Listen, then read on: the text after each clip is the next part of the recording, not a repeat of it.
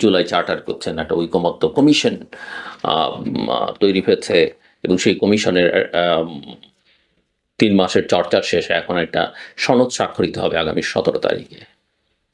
প্রথম কথা হচ্ছে যে নিবন্ধিত যে রাজনৈতিক দলগুলো আছে, আমার হিসেব যা বলে অন্তত 30টি রাজনৈতিক দল এই ডায়ালগের প্রসেসের মধ্যে ছিল না, যাদেরকে ডাকাই হয়নি।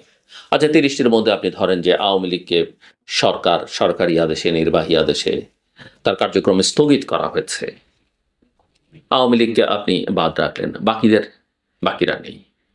যাদের নিয়ে চর্চা করা হয়েছে, এই ডায়ালগ হয়েছে বা ধারণা করা হচ্ছে যারা সবাই মিলে এখন স্বাক্ষর করবেন, আমার ধারণা মোটামুটি বেশ কয়েকটি না হলেও অন্তত কয়েকটি রাজনৈতিক দল, 4-5-7টা হতে পারে, তারা এই সনদে স্বাক্ষর করবেন না 17 তারিখে।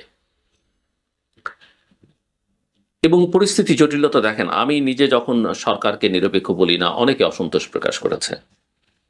এখন এনসিপি বলে যে এই সরকার নিরপেক্ষ নয়, তারা উপদেষ্টাদের বিরুদ্ধে প্রতিনিয়ত কথা বলছে এবং উপদেষ্টাদের এক্সিট নিয়েও এনসিপি নেতারা কথা বলছেন, স্বয়ং নাহিদ ইসলাম কথা বলছেন। বিএনপি প্রশ্ন তুলছে যে কোনো উপদেষ্টার কার্যক্রম তাদের ভালো লাগছে না, প্রশ্নবিদ্ধ, ষড়যন্ত্রের গন্ধ তারা পায়। একই কথা জামায়াত ইসলামের নায়েবে আমির ডক্টর আব্দুল্লাহ মুত্তাহের তিনিও বলছেন। তিনি তো আরো ভয়ঙ্কর কথা বলেছেন, এই উপদেষ্টারা ষড়যন্ত্রে লিপ্ত, এই উপদেষ্টারা কে কি বলছেন, কার সঙ্গে কি আছে যোগাযোগ, তাদের সবকিছু রেকর্ড করা আছে এবং সময় মতো ছেড়ে দেওয়া হবে। অর্থাৎ আমরা যে ফোন আলাপ রেকর্ডের কথা বলি বা বিভিন্ন মিটিংয়ে এই যে লুকিয়ে অন্যের কথা ধারণ করবার কথা বলি, যেগুলো নিয়ে আমরা দীর্ঘদিন সমালোচনা করছিলাম, সেটা হয়ে গেছে অলরেডি। কিন্তু সেই সমালোচনার চেয়ে বড় কথা যে এই উপদেষ্টাদের বিরুদ্ধে অনেক কিছু রেকর্ড করা আছে এবং সেটা তারা প্রচার করে দেবেন। সেটা প্রচার করলে আমি মনে করি যে মিস্টার আব্দুল্লাহ তাহের, অন্তত এটুকু আমি বিশ্বাস করি, আমি তাকে খানিকটা ব্যক্তিগতভাবে চিনিও, তিনি আমার শোতেও আগে এসেছেন, অনেক আগে, তিনি মিথ্যে বলছেন না, অন্তত এই জায়গায় মিথ্যে বলছেন না। চিত্রটা কি দাঁড়াবে? তারপরে ধরেন এই যে উপদেষ্টাদের দুর্নীতির খবর যেভাবে বেরোচ্ছে নানা মাধ্যমে, নানা পত্রপত্রিকায়, সোশ্যাল মিডিয়াতে, এবং তাদের যে পারফরমেন্স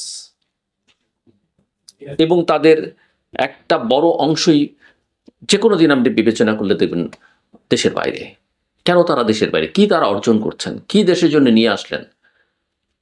আমি বাইরের দুনিয়া থেকে দুঃসংবাদ ছাড়া কোনো ভালো সংবাদ বাংলাদেশের জন্য দেখি না। আর যেগুলো ভালো সংবাদ বলে প্রচার করা হয় একই স্টাইলে, আগের স্টাইলে, সেগুলো হচ্ছে রুটিন ওয়ার্ক। ওটা আপনি এফোর্ট দিলেও পেতেন, না দিলেও পেতেন। অনেকে মন খারাপ করবেন, আমার সমালোচনা করবেন। ডোনাল্ড ট্রাম্পের সঙ্গে তার যে ট্যারিফ সংক্রান্ত ডিসিশন, এই ডিসিশন আমাদের যে অর্জন,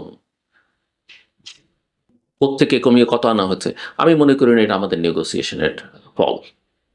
নেগোসিয়েশনটা ছিল রুটিন। এটা ট্রাম্প অ্যাডমিনিস্ট্রেশনের ডিসিশন, সে কাকে দেবে, কতখানি সুবিধা কাকে দেবে না, ওই সিদ্ধান্ত তার নেওয়া আছে, বাকিটা রুটিন ওয়ার্ক। এবং এত এত খবর পত্রপত্রিকায় প্রকাশিত হবার পর প্রফেসর মোহাম্মদ ইউনূস একজন উপদেষ্টার বিরুদ্ধে কোনো ব্যবস্থা নেননি। তার সমস্যাটা কোথায়?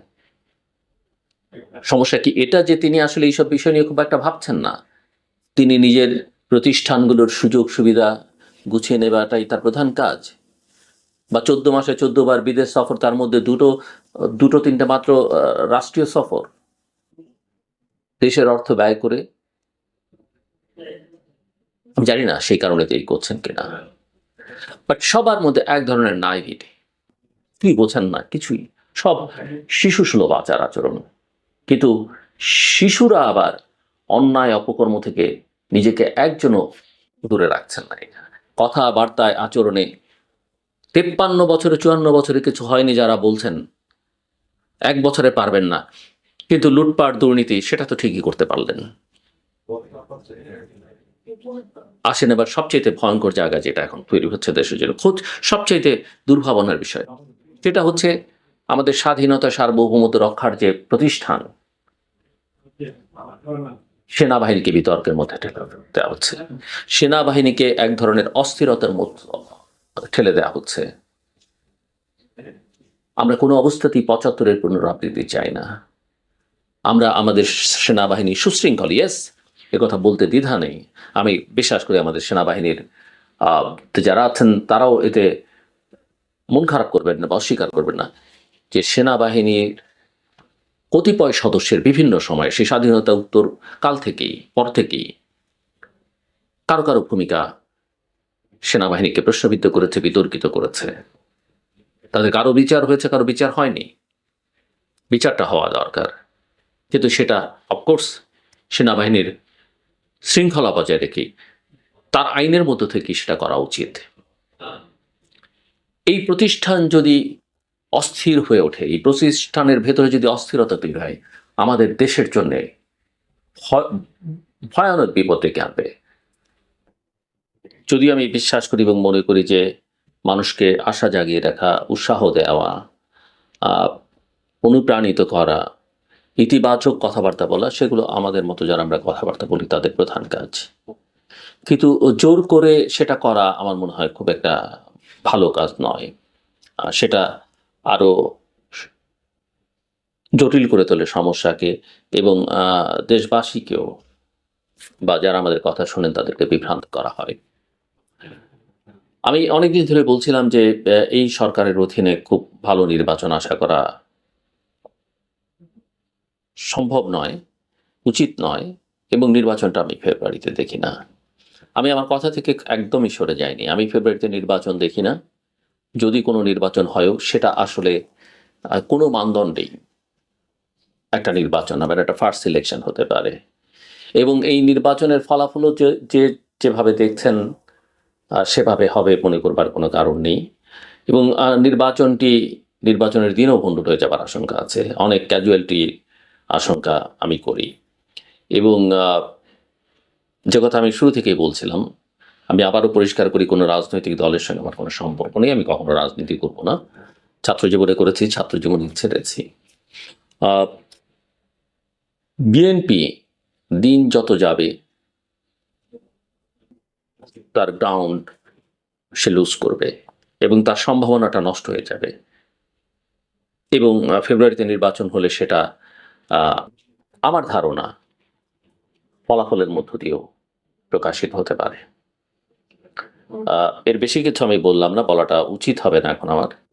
কিন্তু আমি মনে করি যে রাজনীতিটা পরিবর্তিত পরিস্থিতি বিএনপির করা উচিত ছিল, যে সাহসটা দেখানো দরকার ছিল, যে লিডটা বিএনপির নেওয়ার দরকার ছিল, বিএনপি সেটা নিতে ব্যর্থ হয়েছে।